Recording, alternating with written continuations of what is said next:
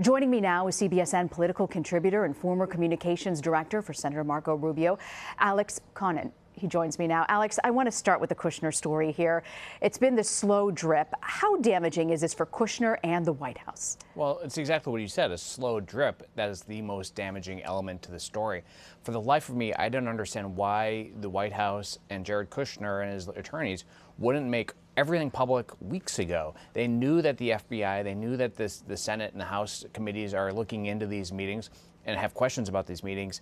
And yet we're learning about this from the Washington Post on a Friday night rather than directly from the White House. And there's still so many unanswered questions about the nature of these meetings. Why weren't these meetings disclosed earlier? What was discussed specifically at the meetings? And why, if it's true that Jared wanted to set up a back channel between the White House and the Kremlin, why would he want that? What is the purpose of that?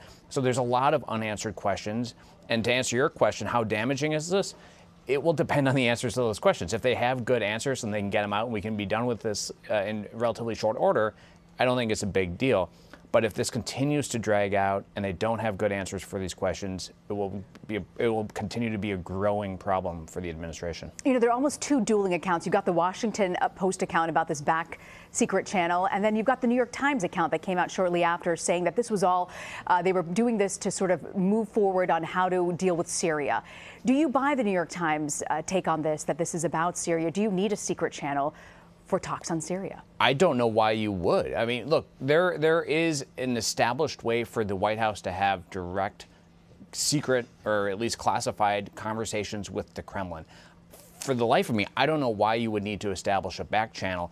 And the way that the Washington Post described this as going to happen, with Jared would go to the embassy here, the Russian embassy here in Washington, it's laughable in the sense that nothing about that would be secret.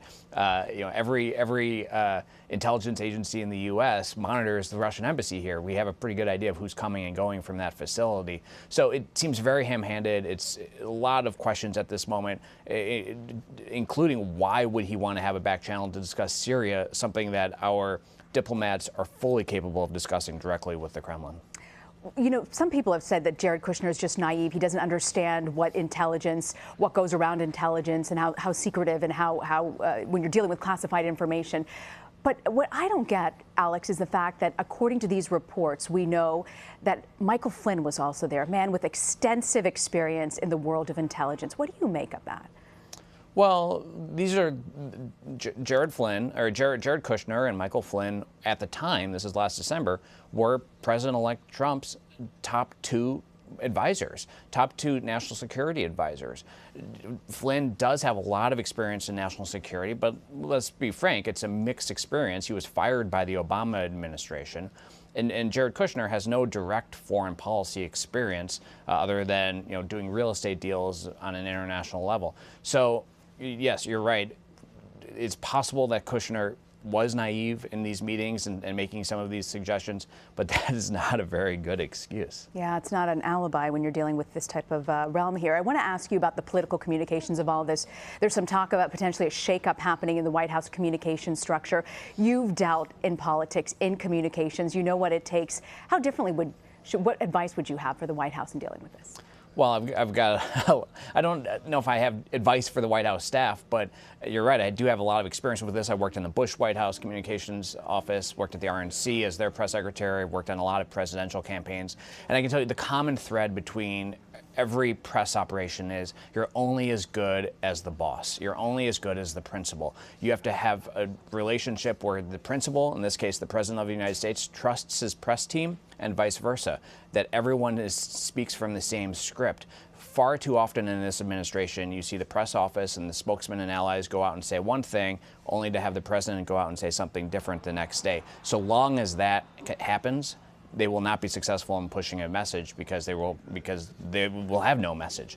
And so you're asking about a shakeup in the West Wing, bringing in some new communicators.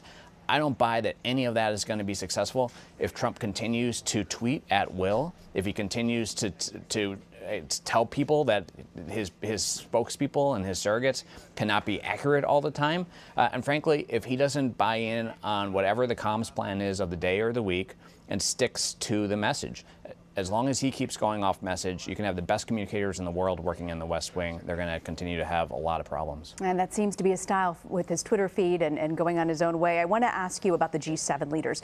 They released a statement today saying that they haven't reached an agreement with the U.S. on the Paris Accord, climate change, what they're going to do going forward. The president said he's going to acknowledge exactly where the White House is going next week. What do you make of this? You're talking about the message that the president's putting forward might be different from what the communication team is putting forward. But what if the president pulls out of this agreement? What does that mean? Well, there's real internal dissent inside the White House over what to do about the Paris Accord.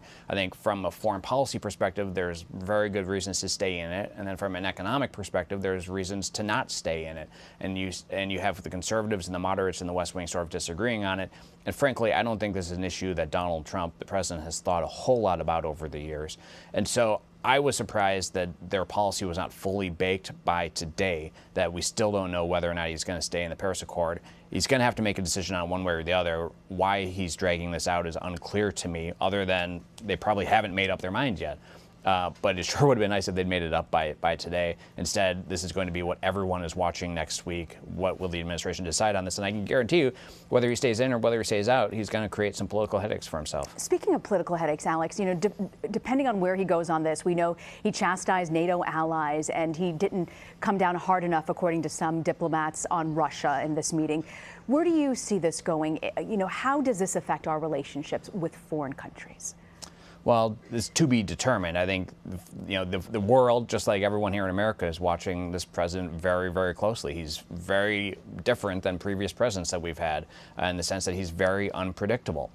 Similarly, long-standing tenets of U.S. foreign policy, for instance, the respect for human rights around the world, being a moral leader for the world, that is a role that Donald Trump does not seem to relish. And in fact, he went to the Middle East. He went to a country like Saudi Arabia, where they frequently violate people's human rights, and said nothing about human rights, said that he wasn't going to lecture them. And then he went to our allies in Europe and lectured them about their defense budgets.